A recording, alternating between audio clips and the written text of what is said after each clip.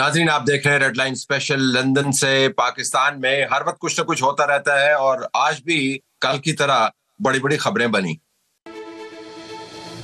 वजीर कानून कहते हैं कि सफारती दस्तावेज गुम करने की सजा उम्र कैद या इससे जायद और जाती मकासद के लिए साइफर इस्तेमाल करने के लिए सजा 14 साल तक हो सकती है। वजीर दाखिला राना सनाउल्लाह ने चेयरमैन तहरीक इंसाफ को वार्निंग देते हुए कहा है कि साइफर तहकीकात में ताउन ना किया गया तो फौरी गिरफ्तार कर लिया जाएगा। बाड़ा तहसील कंपाउंड में खुदकुश हमले में 4 पुलिस एहलकार शहीद और 8 अफराद जख्मी हो गए। इलेक्शन कमीशन को धमकियां देने के केस में फवाद चौधरी का कहना है, जो कहा उस वक्त पार्टी पोजीशन थी, अब माफी का तलबगार हूं। इलेक्शन कमीशन के मुताबिक इंतखाबात पुरानी मर्दमशुमारी पर ही होंगे, नई मर्दमशुमारी पर हल्का बंदियों के लिए 4 माह दरकार होंगे। लेकिन जिस बड़ी खबर ने पाकिस्तान को गिरफ्त में लिया हुआ है और बाहर बैठे पाकिस्तानी भी जिसके बारे में बहुत बातचीत कर रहे हैं, उसका ताल्लुक आजम खान जो प्रिंसिपल सेक्रेटरी हैं इमरान खान के, उनका एक बयान है जो सर्कुलेट करता रहा और इसके मुताबिक इमरान खान ने साइफर वाले मामले के ऊपर हतमी तौर पर बड़े बड़े कवानीन की वायलेशन की, ऑफिशियल सीक्रेट्स एक्ट की वायलेशन की, एक सरकारी दस्तावेज को अपने कब्जे में लिया, उसको गुमा दिया और उसके बाद इस तमाम मामले को घुमा कर एक साजिश का उनसर सामने लाए, साजिश की थ्योरी दी और फिर तमाम इदारों को ब्लेम किया। ये बहुत बड़ा बयान है। इससे पहले प्रिंसिपल सेक्रेटरीज अताब का शिकार रहे हैं, लेकिन ये पहली मर्तबा हो रहा है कि इस किस्म के एतराफ़ी और वादा माफ़ी गवाह नुमा बयान की खबरें हमारे पास आ रही हैं। हमें कमर ने ज्वाइन किया है, पाकिस्तान पीपल्स पार्टी के सेंट्रल लीडर हैं और इन तमाम सियासी मामलात को काफ़ी अरसे से देख रहे हैं, इनकी पार्टी ने खुद भी भुगता है। कारा साहब अस्सलाम वालेकुम। जी वालेकुम सलाम। अच्छा, एक इनिशियल रिएक्शन मुझे दीजिएगा, जब आपने ये खबर देखी और उसके ऊपर ट्वीट्स आए, फिर कल सारा दिन बहस होती रही, तो मैं आपका जरा इनिशियल रिएक्शन जानना चाहूंगा कि वो क्या था। दरअसल मेरे लिए इसमें कोई खबर नहीं थी, कोई अचंभा नहीं था, क्योंकि हम तो पहले ही कह रहे थे और हमें पता था कि ये सब झूठ पे मबनी है और उसके ऊपर बहुत सारी बातें हुकूमत की तरफ से, फॉरेन ऑफिस की तरफ से, नेशनल सिक्योरिटी वालों की तरफ से, इवन अमरीकियों की तरफ से ये बातें तो बहुत सारी हुई और खान साहब ने बहुत सारी बदली।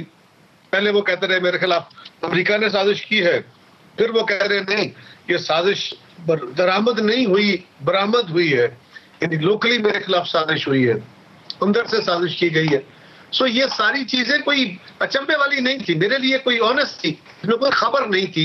हाँ, एक बात का अफसोस और तकलीफ जरूर है कि एक ऐसा शख्स जिसको पाकिस्तान ने नामो नमूद दिया, इज्जत दी, सबसे बड़े ओहदे पे फायज हुआ, वो अपने जाती मकासद के लिए, अपने नैरो जो डेमोक्रेटिक अपने पॉलिटिकल मफादात हैं, उनके लिए वो पाकिस्तान के दोस्तों को या एक आलमी ताकत के साथ पाकिस्तान के ताल्लुकात को खराब करता है। खारजा अमूर के अंदर कभी वो IMF के साथ ताल्लुकात बिगाड़ना चाहता है, उसके वज़रा दोनों सूबाई हुकूमतों की दीदैन गवर्नमेंट्स जो थी उनकी, वो उनके जरिए खतूत लिखे जाते हैं ताकि IMF का प्रोग्राम लेट हो जाए, कभी वो इस तरह के, तो इससे तकलीफ जरूर होती है।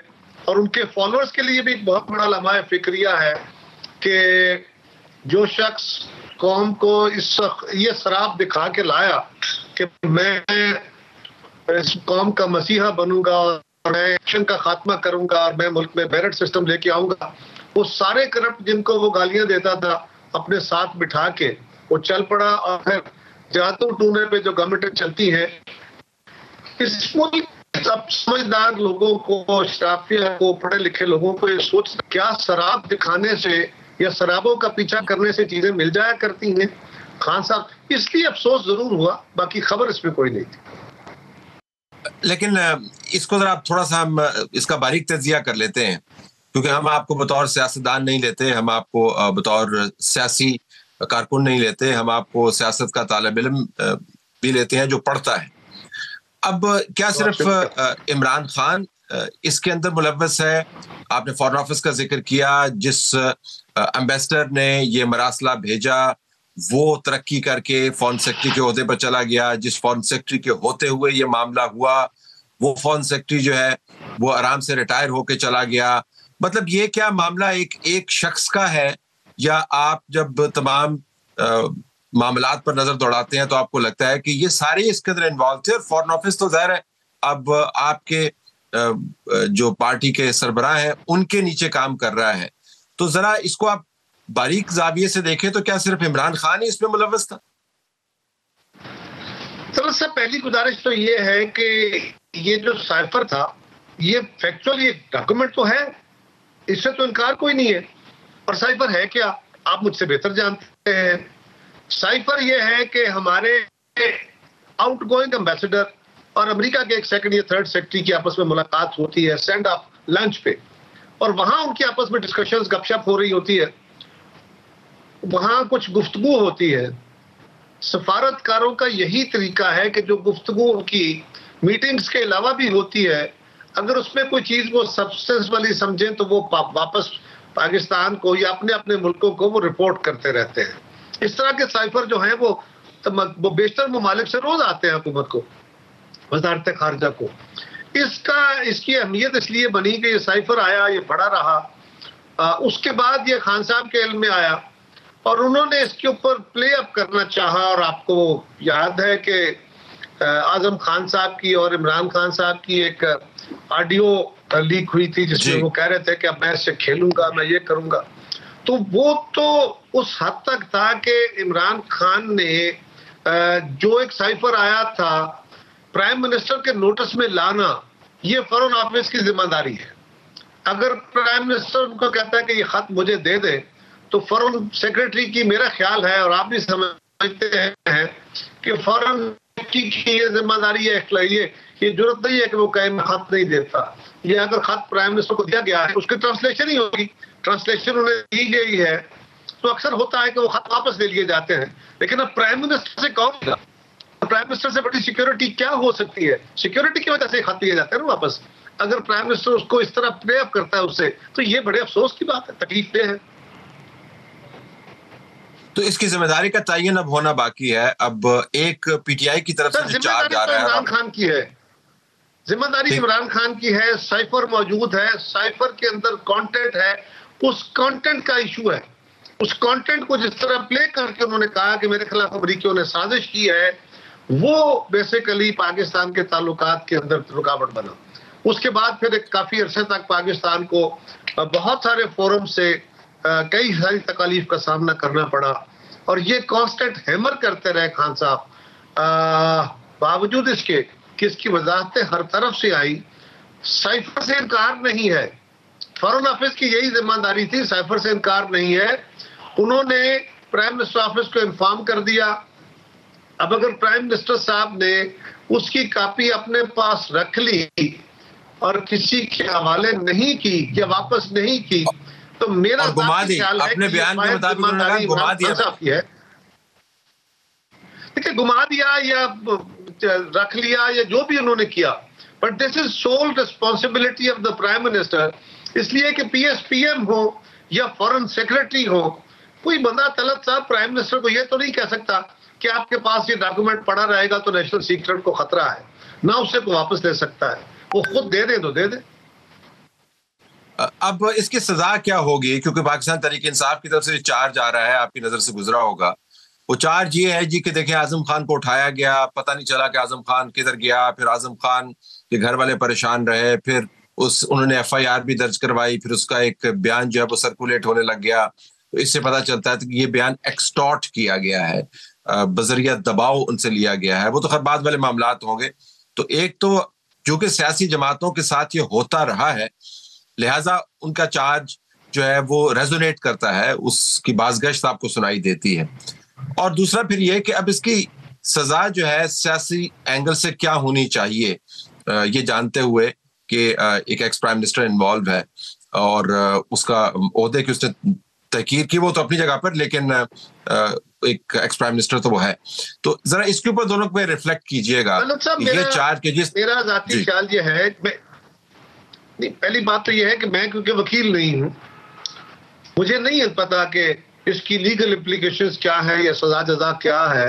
وہ تو یہ نیچرلی حکومت کے جو وکلاء ہیں یا جو لا ڈپارٹمنٹ ہے وہی دیکھے گا، اور خان صاحب کے وکلاء ان کو ڈیفینڈ کریں گے. یہ تو ایک لیگل ایشو ہے. میں تو اس کے سیاسی اور اخلاقی پہلوؤں کے اوپر بات کر سکتا ہوں. باقی میں آنیسٹلی مجھے اس کی لا کی پوزیشن کا نہیں پتا. تو ویسے یہ جانتے ہوئے کہ جی اتنا بڑا ہنگامہ مچا اس کے اوپر اور ایک وائلیشن بھی ہوئی، لیگل معاملے کو چھوڑتے ہوئے یہ جس طریقے سے اعظم خان کا اعترافی بیان سامنے آیا ہے، ذرا اس کے اوپر بھی ریفلیکٹ کیجئے گا، کیونکہ میں اس وجہ سے پوچھ رہا ہوں کہ یہ تمام جماعتوں کے ساتھ ہوتا رہا ہے، یا آپ کی جماعت کے ساتھ بھی ہوتا رہا ہے. ہم ایکویولنس نہیں کریٹ کر رہے. آپ کی جماعت کے ساتھ، نون لیگ کے ساتھ جو ہوتا رہا ہے اس کے اندر تو فالس ایویڈنس لینے کی کوشش کی جاتی تھی. اس کیس کے اندر تو جو ایکیوزڈ ہے عمران خان، وہ خود مان رہا ہے کہ اس نے کیا کیا کیا، لیکن پھر بھی سیاسی جماعتوں کے ساتھ چونکہ ہوتا رہا ہے، تو اس زاویے سے اگر آپ اس کا تجزیہ کریں. دیکھیے، اعظم خان غائب رہے، اعظم خان کو غائب کیا گیا، یہ مختلف اسٹوری ہے. ایک کی رائے کل سن رہے تھے کہ جی اعظم خان صاحب انٹیلیجنس رائے بتا رہے تھے کہ جی شاید یہیں کہیں خود گم تھے. تو ایک رائے ان کے فیملی کی تھی کہ جی وہ گم ہو گئے ہیں، ان کے خلاف انہوں نے باقاعدہ FIR بھی دی. اینی ہاؤ، وہ جو بھی صورتحال ہے وہ واضح ہو جائے کہ اعظم خان صاحب آپ تو آزاد شہری ہیں، اور انہوں نے ایک عدالت میں جا کے بیان دیا ہے. وہ آزاد شہری کے طور میں اپنے دیے گئے بیان کو وضاحت کر سکتے ہیں. وہ میجسٹریٹ کی عدالت میں جا کے بیان ہے، لیکن اس کے اوپر وہ بات کر سکتے ہیں، اور آنے والے دنوں میں اگر ایسی صورتحال ہوئی تو یہ بات کے ذریعے ہی کلیئر ہو سکے گی، اور تو کوئی اس کو کلیئر نہیں کر سکتا. بالکل آخر میں چلتے چلتے بتا دیں کہ جو کیئر ٹیکر پرائم منسٹر ہے اس کے اوپر کنسلٹیشن کہاں پہ پہنچی، ذرا ہم یہ بھی خبر آپ سے لے لیں یا اس کی معلومات لے لیں. طلعت صاحب، میں اس سائیکل میں نہیں ہوں جہاں پہ ابھی وہ کنسلٹیشن ہو رہی ہے. میری جماعت کے اندر جب کنسلٹیشن ہوگی تو میری جماعت کی قیادت مجھ سے پوچھے گی یا مجھ سے رائے لے گی تو میں یقیناً رائے دوں گا. لیکن ابھی تک تو یہ بات صرف لیڈرشپ کے لیول پہ ہے. میری ذاتی رائے یہ ہے کہ جو بھی ہو، یہ پاکستان کا سب سے بڑا سیاسی آفس ہے، ایک الیکٹڈ سیاسی دفتر ہے. چیف منسٹر ہو، پرائم منسٹر ہو، وزراء ہو، ان کے اوپر کوئی ٹیکنوکریٹ، کوئی ریٹائرڈ جج، کوئی ریٹائرڈ جنرل، کوئی ریٹائرڈ بیوروکریٹ اور کوئی صحافی نہیں ہونا چاہیے، کوئی بزنس مین نہیں آنا چاہیے. بلکہ ان سیاسی آفسز کا تقدس اور تقاضا یہ ہے کہ ان کے اوپر جو سیاسی لوگ ہیں، جو اس الیکشن پالیٹکس میں ہیں، ان طرف کتنا بڑا ظلم ہے کہ آپ اس عہدے کی تحقیر کر رہے ہیں. ایک بندہ جس نے ساری زندگی یونین کونسل کا الیکشن نہیں لڑا، نہ لڑ سکتا ہے، آپ اس کو پاکستان کے سب سے بڑے ادارے کا، سب سے بڑے سیاسی آفس کے اوپر بٹھا رہے ہیں. یہ تو بہت بڑی زیادتی ہے. میرا ذاتی سوال یہ ہے کہ اس کے اوپر صرف سیاسی لوگوں کو ہونا چاہیے. فیر انف. قارئ صاحب بہت شکریہ، آپ نے ہمیں جوائن کیا. ناظرین، ہمیں مفتاح اسماعیل صاحب نے جوائن کیا ہے، سابق وزیر. ہم سیاست کو ڈسکس نہیں کر سکتے اگر معیشت کو ڈسکس نہیں کیا. مفتاح صاحب، جو ڈارک فور کاسٹ پاکستان کی معیشت کے بارے میں ہوتی رہیں، جس کے اندر تجزیاتی طور پر آپ کا نام بھی آتا ہے کہ آپ نے کہا کہ پاکستان اگر یہ نہیں کیا تو حالات بہت خراب ہو جائیں گے.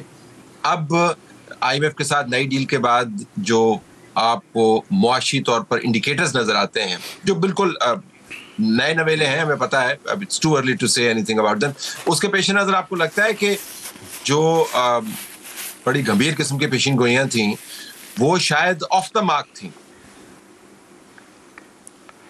طلعت بھائی بہت شکریہ. میرے خیال سے آف دا مارک نہیں تھی، کیونکہ جو پیشن گوئی تھی وہ ایک ہی تھی کہ اگر IMF نہیں ہوا تو ڈیفالٹ ہونے کا خطرہ ہے. سمپل سی یہ بات تھی. کوئی یہ نہیں کہہ رہا تھا کہ اور کوئی مسائل ہیں، مطلب کوئی اور مسئلے جو بھی ہیں، لیکن جو بیسک مسئلہ یہ تھا کہ اگر آپ نے IMF سے انشورنس نہیں لیا تو ڈیفالٹ ہونے کا خطرہ ہے.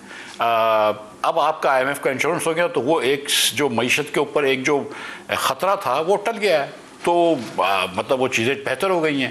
سو آئی تھنک کہ یہ بات تو اب درست پروو ہو گئی ہے کہ حکومت جو بھی کہتی رہی تھی بات صحیح تھی ہم جیسے لوگوں کی، کہ ڈیفالٹ ہونے کا خطرہ تھا جب تک کہ IMF کی ایگریمنٹ نہیں ہوئی تھی. اب جب IMF کی ایگریمنٹ ہو گیا تو اللہ تعالیٰ کی مہربانی ہو گئی اور یہ مسئلہ ختم ہو چکا ہے. لیکن یہ مفروضہ کہ آئی ایم ایف کا ایگریمنٹ نہیں ہوگا یہ کیوں بنایا گیا، یہ جانتے ہوئے کہ آئی ایم ایف کا معاہدہ تو ہونا ہی تھا؟ تو وہ فیز جو تھی، ایک الزام یہ ہے جو نئے سیئرز جن کو کہا جاتا ہے، جو منفی باتیں کرتے رہے ہیں، جن کے بارے میں اسحاق ڈار صاحب ہمیشہ جو ہے سخت الفاظ میں، زبان بھی کبھی کبھی استعمال کرتے، سخت الفاظ بولتے ہیں، وہ پھر کیوں اسپیکولیٹ کر رہے تھے کہ معاہدہ نہیں ہوگا؟ What were the reasons, knowing full well کہ جانا تو ہے ہم نے اور ہو بھی جائے گا؟ نہیں، کسی نے یہ اسپیکولیٹ نہیں کیا تھا کہ معاہدہ نہیں ہوگا. لوگ یہ کہہ رہے تھے کہ معاہدہ کرنا ضروری ہے. لیکن جیسے خواجہ آصف نے جو فرمایا ہے، میں خیال پرسوں ایک شو پہ، کہ جو گولہ باری برسائی گئی تھی ڈار صاحب کی طرف سے آئی ایم ایف کے خلاف اور ریشنل اکنامک پالیسیز کے خلاف، اس کی وجہ سے جو 9 مہینے ڈیلے ہوا یہ پروگرام، اور پھر یہ آئی ایم ایف کا پروگرام بھی آپ جانتے ہیں طلعت بھائی کہ پرائم منسٹر نے اپنا پولیٹیکل کیپٹل داؤ پہ لگایا ہے. پرائم منسٹر کا یہ کام نہیں ہوتا کہ وہ آئی ایم ایف سے جا کے نیگوشیٹ کرے اور پھر وہ اسٹیٹ بینک کو بولے کہ انٹرسٹ ریٹ بڑھاؤ اور یہ کرو وہ کرو. یہ کام تو فائنانس منسٹر کا ہوتا ہے. یہ کام تو میں نے کیا ہے پچھلے دنوں میں، پچھلے زمانوں میں ڈار صاحب نے کیا ہے، حفیظ شیخ نے کیا ہے، دیگر لوگوں نے کیا ہے. یہ پرائم منسٹر کا کام تو نہیں ہوتا جو پرائم منسٹر نے جا کے کیے ہیں. مطلب یہ تو پھر ظاہر ہے کہ فارن پالیسی پہ پرائم منسٹر صاحب کی بڑی ہیلپ ہوتی تھی، آرمی چیف کی ہیلپ ہوتی ہے، ہمیشہ پاکستان میں ہوتا ہے. لیکن یہ تو پرائم منسٹر نیگوسیشن میں بھی شامل ہوئے ہیں. تو یہ کام لیکن آپ کو لگا کہ لیکن آپ کو بھی بڑے اچھے طریقے سے علم ہے کہ آئی ایم ایف نے جس طریقے سے نیگوشیٹ کیا ہے وہ بھی غیر معمولی ہے. انہوں نے کیسے کیسے طریقے سے ہمارے کان نہیں کھینچے، کیسے کیسے طریقے سے ہماری ناک نہیں رگڑوائی. آپ وزیر اعظم کی بات کرتے ہیں، آرمی چیف کو بیچ میں انوالو ہونا پڑا. مجھے یہ بھی بتانے دیجئے، اور آپ کو بھی پتا ہے کہ D G I S I کو بیچ میں انوالو ہونا پڑا، تمام ریاست کو انوالو ہونا پڑا. تو اس میں انہونی کیا ہے؟ مطلب آئی ایم ایف کے اوپر بلیم جانا چاہیے کہ انہوں نے اتنا سخت رویہ اختیار کیا، نہ کہ ان لوگوں کے اوپر بلیم جانا چاہیے جو اس کو ٹیکل کر رہے تھے. یار طلعت بھائی، آپ کیوں مجھ کو گناہگار کر رہے ہیں؟ یہ آپ کو بھی پتا ہے کہ پیسوں کی ہمیں ضرورت ہے. نہیں، میں گناہگار نہیں کر رہا، آپ کو بھی پتا ہے کہ آپ میں اضافہ کر رہا ہوں، اضافہ کرنے کی کوشش کر رہا ہوں. وہ تو خیر آپ نے پہلے سے چلیں، آپ کو بھی ساری بات پتا ہے کہ یہاں پہ ہمارے پاس سے ایک پولیٹیکل نیریٹو تھی کہ جیو پالیٹکس ہو گئی ہے، کسی نے نیوکلیر بم کی کوئی بات کر دی ہے. ایسی کوئی بات نہیں تھی. جیو پالیٹکس تو ہمیشہ سے ہوتی ہے. چائنا اور امریکہ کا جو کمپٹیشن چل رہا ہے وہ ابھی تو نہیں ہوا ہے، سپٹمبر میں تو شروع نہیں ہوا ہے. ڈار صاحب کے آنے کے بعد اور میرے جانے کے بعد تو پہلے سے تھا. کیا مطلب جو عسکری قیادت ہے اور وزیر اعظم ہیں، یہ ایک اپنے لیول پہ بات کرتے ہیں نا. سعودی عرب نے آپ کو $2 بلین کا وعدہ کیا. وہ کوئی ہمارے مطلب اکنامک بیسس پہ تو نہیں دیا گیا، پولیٹیکل بیسس پہ وہ ڈپازٹ دی گئی ہے. یو اے ای نے آپ کو $1 بلین کا وعدہ کیا، یہ اکنامک بیسس پہ تو نہیں دی گئی، پولیٹیکل بیسس پہ وعدے دیے گئے. چین کے بینکوں نے آپ کے پیسے ری رول کر دیے، جبکہ کوئی بھی ویسٹرن بینک نے اور مڈل ایسٹرن بینک نے نہیں کیے. اور وہ جو چائنیز کمرشل بینکس نے ری رول کیے ہیں وہ بھی پولیٹیکل بیسس پہ کیے ہیں. تو وہ تو آپ کو پتا ہے کہ کون کرواتا ہے، عسکری قیادت ہوتی ہے، وزیر اعظم ہوتے ہیں، اس لیول پہ یہ بات ہوتی ہے. لیکن دیٹ سیڈ آپ یہ سوچیں کہ سعودی عرب نے جب $2 بلین آپ کو کمٹمنٹ کرے تھے فروری کے اندر، تو فروری سے لے کے اب تک انہوں نے پیسے کیوں نہیں دیے؟ کیونکہ وہ کہہ رہے تھے کہ پہلے آئی ایم ایف سے ڈیل کرو، پہلے تم یہ اپنے آپ کو تیار کر لو کہ تم ڈیفالٹ کی طرف نہیں جا رہے. جب تم اپنے گھر میں آگ لگانا بجھا دو گے تو ہم یہ پیسے دیں گے. I M F was dragging its feet, you know that. ان کے بیانات جو ہیں انتہائی سیاسی قسم کے بیانات تھے. وہ تو ایسی چیزوں میں گھس گئے تھے کہ جہاں پر کبھی کسی نے سوچا بھی نہیں تھا کہ وہ ہم سے یہ بھی کروائیں گے. میں نے کہا مثلاً کیا چیزوں پہ انہوں نے کروایا جو آپ نے نہیں سوچا تھا؟ مثلاً مجھے نہیں پتا. مثلاً وہ ہم سے کہہ رہے تھے کہ آپ ایک منی بجٹ لے کے آئے، وہ ہمیں مقامی ٹیکسیشن کی بات کر رہے ہیں، وہ ہمیں بتا رہے ہیں کہ آپ کو سیاسی اسٹیبلٹی چاہیے for multilateral donor to be talking about political stability. مطلب یہ کہ یہ تو انہونیوں میں سے ایک ہے نا. بہت غیر معمولی نہیں ہے لیکن غیر معمولی تو ہے کہ نہیں؟ نہیں دیکھیں، November of last year, November of 21 کے اندر شوکت ترین صاحب بھی منی بجٹ لے کے آئے تھے. جولائی کے اندر جب انہوں نے بجٹ پیش کیا تھا تو بڑے بلند و بالا دعوے تھے، لیکن نومبر میں پھر وہ منی بجٹ لے کے آئے. پاکستان میں منی بجٹ تو جب بھی آئی ایم ایف سے بات ہوئی ہے ہوا ہے. تو یہ ڈار صاحب بھی مطلب ایک بجٹ کے اس میں وہ ہوا ہے. تو آئی ایم ایف یہ بات تو کرتی ہے. جب میں نے بھی بجٹ پیش کیا تھا اس کے جب 6 دن بعد 8 دن بعد جب بجٹ سپیچ کی تو ہم کو کچھ مزید ٹیکس لگانے پڑے تھے تو جب وائنڈنگ اپ کے اندر. تو یہ تو آئی ایم ایف سے نیگوسیشن ہوتی ہے. لیکن جب آپ ایک دم سیریس ہو گئے، جب پرائم منسٹر نے ایم ڈی سے بات کی تو آئی ایم ایف تو کرنے کے لیے تیار تھا یہ بات. IMF نے آپ کو وہ 9 مہینے کا پروگرام دیا جو آپ سوچ بھی نہیں رہے تھے. آپ تو 9th ریویو پہ کھڑے تھے, انہوں نے کہا نہیں اور بھی پیسے لے لو کیونکہ مطلب ضرورت تھی. آپ کے تو بہت سارے دوستوں نے آپ کی بڑی مدد کری ہے, جس کے اندر سعودی عرب بھی شامل تھا, میرے خیال سے امریکہ بھی شامل تھا, کہ جنہوں نے بڑی مدد کری ہے اس کے اندر. اور جا کے آپ کو سعودی عرب نے وہ 2 بلین جو دیے ہوئے تھے, یا UAE نے 1 بلین دیا ہوا تھا, وہ کیوں نہیں دے رہے تھے آپ کو؟ وہ یہ کہہ رہے تھے کہ IMF سے سودا کر لو, IMF سے ڈیل کر لو, ہم آپ کو دے دیں گے. اور IMF آپ سے کیا کہہ رہا تھا؟ IMF آپ سے یہ کہہ رہا ہے کہ یار جو آپ کے قوانین ہیں اس کو فالو کر لو in terms of gas prices یا بجلی کی پرائسز. IMF کہہ رہا ہے کہ آپ جو ہے وہ 0.5% جو یا 0.4% پہ پھر بعد میں وہ مان گیا پرائمری سرپلس ہونا چاہیے. جب آپ کا اتنا بڑا ڈیفیسٹ ہے, فسکل ڈیفیسٹ ہے, آپ کا صرف 9% ٹیکس ٹو GDP ہے, تو IMF یہ باتیں تو غلط نہیں کر رہا ہے.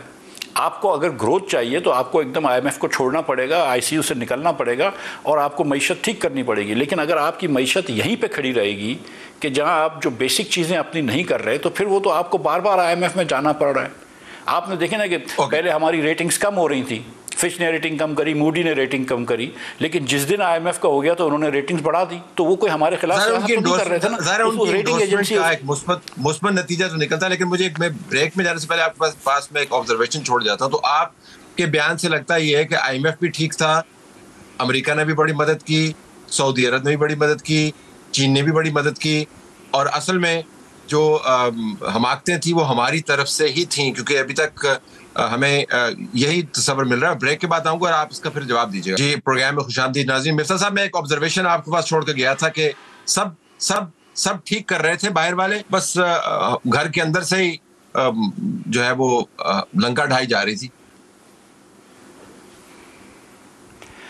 دیکھیے, مختلف وزرائے خزانہ کی اور وزرائے اعظم کی معاشی پالیسیز ڈیفرنٹ ہو سکتی ہیں. اس میں کوئی ایسی بری بات یا معیوب بات نہیں ہے, اپنی اپنی سوچ ہوتی ہے.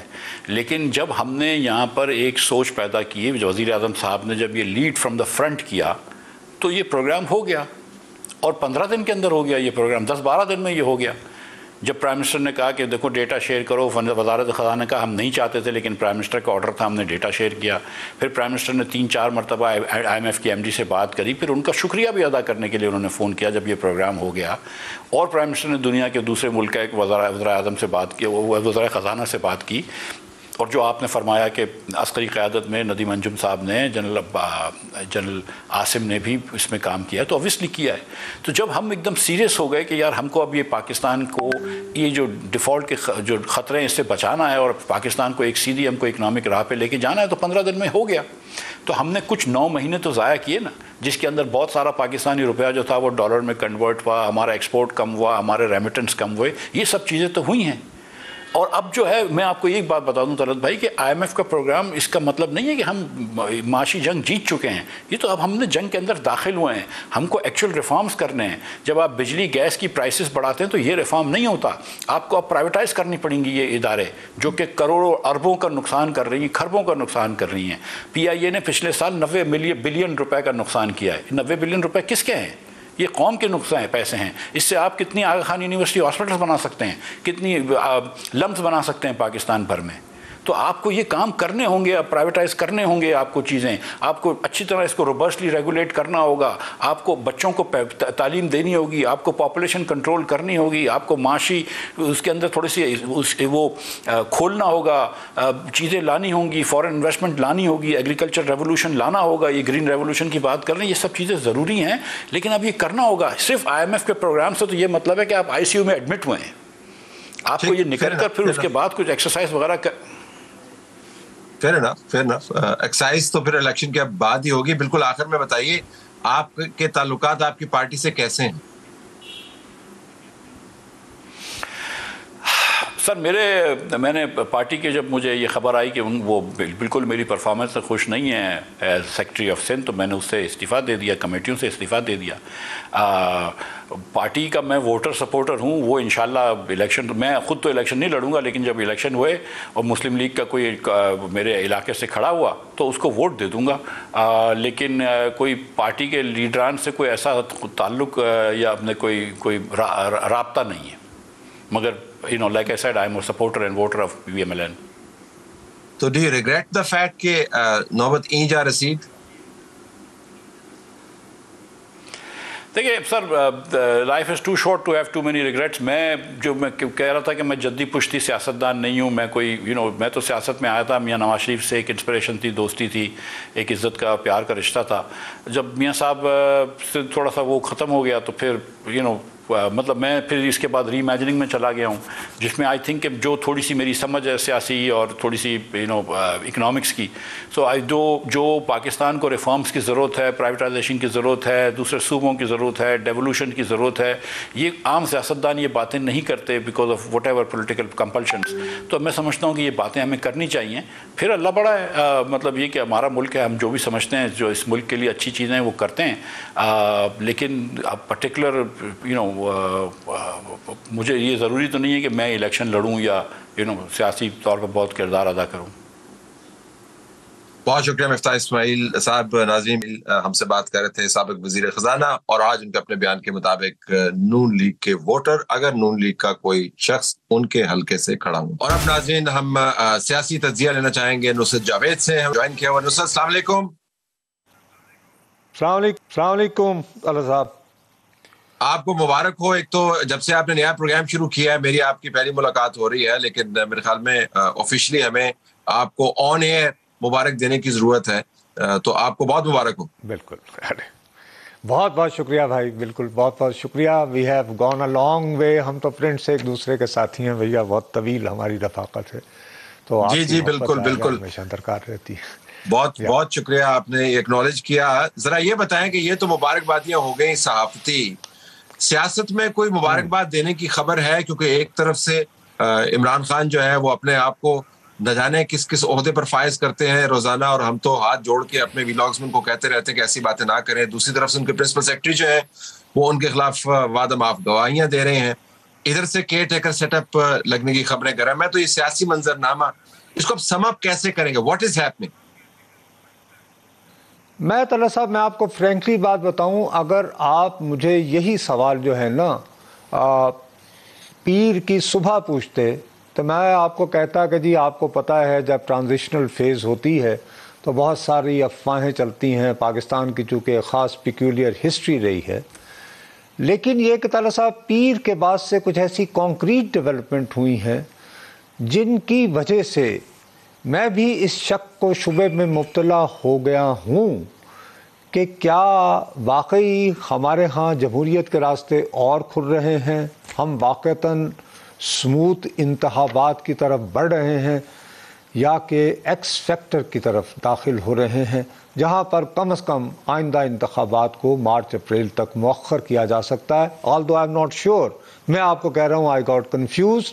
اگر آپ مجھے پیر کو فرض کیجئے صبح 11 بجے تک یہ پوچھتے تو میں انتہائی ڈھٹائی سے کیمرے میں آپ کو دیکھتے ہوئے یہ کہتا کہ جی میری دانش میں تو نومبر کی زیادہ سے زیادہ 10 یا 12 تاریخ سے زیادہ الیکشن جانے کا سوال ہی پیدا نہیں ہوتا.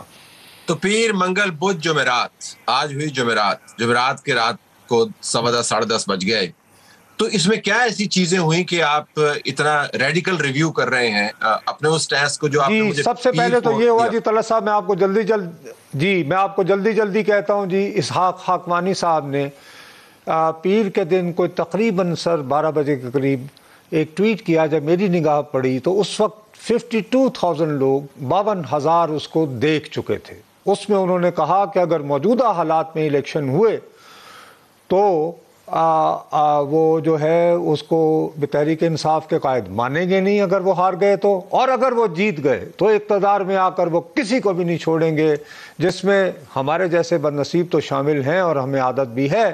لیکن انہوں نے کہا کہ ریاست کے مقتدر ادارے اور ججز وغیرہ بھی ان کے عطاب سے اس دفعہ محفوظ نہیں رہیں گے. اور انہوں نے اختتام اس بات پر کیا کہ اگر یہ انتخابات ہوئے تو خدا نخواستہ یہ ان کا لکھا ہوا ٹویٹ ہے جی، 1971 کی تاریخ دہرائی جاتی ہے یعنی جا سکتی ہے. اچھا، میں آپ کو پتا ہے عموماً اپنے پروگرام میں گیسٹ کو بہت کم زحمت دیتا ہوں، لیکن آئی گاٹ سو الارمڈ کہ میں نے ان کو اپنے پروگرام میں لے لیا، اور میں نے ان کو تھوڑا سا چونکہ ان سے درینہ شناسائی ہے، میں نے بے تکلفی سے فائدہ اٹھاتے ہوئے میں نے کہا جی آپ نے تو ابھی ایک جماعت بنوائی ہے، تو آپ تو یہ چاہ رہے ہیں کہ ابھی الیکشن نہ ہو کیونکہ آپ کو نظر آ رہا ہے کہ اس میں کوئی آپ کی دال نہیں گلے گی، تو آپ اپنے لیے کہ گلیاں ہومن سنجیاں، آپ یہ اس طرح کی ایک پینک سٹیٹ کریٹ کر رہے ہیں۔ لیکن جی وہ اپنی بات پہ ڈٹے رہے اور انہوں نے کافی آرگومنٹس دیے جو فرینکلی سپیکنگ جن میں سے زیادہ تر سے میں ایگری نہیں کیا، لیکن وہ ڈٹے رہے۔ اس کے عین ایک دن بعد میں نے شاہد خاقان عباسی صاحب کو بلایا، تو میرا یہ خیال تھا کہ جی وہ خود ذاتی طور پر جو ہے وہ اتنے زیادہ وہ تھوڑے سے مایوس یا دل شکن ہو چکے ہیں کہ وہ آئندہ انتخابات میں حصہ نہیں لینا چاہتے، لیکن وہ 20 منٹ سے زیادہ طلعت صاحب کنسسٹنٹلی یہ بحث کرتے رہے کہ موجودہ حالات میں جو الیکشن ہوں گے وہ کسی بھی صورت پاکستان کے کسی بھی مسئلے کا حل پرووائڈ نہیں کریں گے۔ وہ کہہ رہے تھے کہ اصل طاقت وہی ہے جہاں پر یہ شروع سے تھی، اور وغیرہ اور وغیرہ، اور اس طرح کچھ بھی نہیں ہوگا، تو کیا فائدہ ایسے انتخابات میں حصہ لینے کا جس کا کوئی مقصد نہ ہو۔ چلیں جی، اس کے بعد کل جو ہے میں کھوج لگاتا رہا کہ یہ انہوں نے بہت خفیہ سے یہ شروع کیا تھا کہ جی انتخابی ریفارم کا کوئی بل، بڑی یہ خفیہ میٹنگز کر رہے تھے، اور یہ خیال تھا کہ آج جو قومی اسمبلی بلائی گئی ہے اس میں وہ اصلاحات جن پہ ان کا کنسنسس بلڈ ہو گیا ہے اس کو عجلت میں منظور کروا لیا جائے گا۔ کل جب میں نے اس کا پتہ کیا تو پتہ یہ چلا کہ نہیں، اس پہ حکومتی حلقے جو ہیں وہ گھبرائے ہوئے ہیں۔ ان کا یہ خیال ہے کہ اگر ہم نے عجلت سے منظور کروا کے صدر صاحب کو بھجوا بھی دیا تو صدر صاحب کی جہاں محبت ہے 10 دن وہ پہلے لگا دیں گے، 10 دن بعد میں لگائیں گے، تو اس طرح نہ تو ریفارمز ہو پائیں گی، لیکن اس دوران یہ ہوگا کہ 13 اگست آ جائے گی اور حکومت 60 دنوں، وہ جو خواہش ہے کہ 90 دن مل جائیں انتخاب کے لیے، وہ بھی نہیں ہوگی۔ جب میرے تک یہ بات آئی طلعت صاحب تو میں ذرا وہ ہوا پریشان، سوچ وچار کرتا رہا ادھر ادھر سے۔ آپ کو ظاہر ہے کہ سازشی کہانیاں تو لوگ سناتے ہیں، سازش تو کوئی نہیں بتاتا۔ آج قومی اسمبلی کا اجلاس شروع ہوا ہے جی، اس کا ایجنڈا میں نے دیکھا جب، تو اس میں ایسی یعنی کہ اصلاحات وغیرہ کا تو ذکر ہی نہیں ہے۔ البتہ ایک دو ایسے قوانین ہیں جو کہ ظاہر ہے کہ وہ منظور ہوئے تو ان کی اپنی ریپرکشنز ہیں، ان میں سے کچھ شاید ضرورت بھی ہیں ہمارے، جیسے ایئرپورٹ کو آؤٹ سورس کرنے والی ایک بات ہو۔ تو آل ٹوگیدر یہ 4-5 محرکات ہیں جس سے آپ سمجھے کہ آپ کے اینٹناز جو ہیں they went up کہ نہ جانے کیا ہونے والا ہے۔ نصرت I would have really wanted to discuss more with you, short on time here، لیکن آپ نے جس طرف اشارہ کر دیا میرے خیال میں تجزیہ نگاروں کے لیے اس میں کافی مواد ہے۔ آپ کا بہت شکریہ، آپ نے ہمیں جوائن کیا۔ ناظرین ہماری طرف سے اجازت چاہتے ہیں، اللہ حافظ۔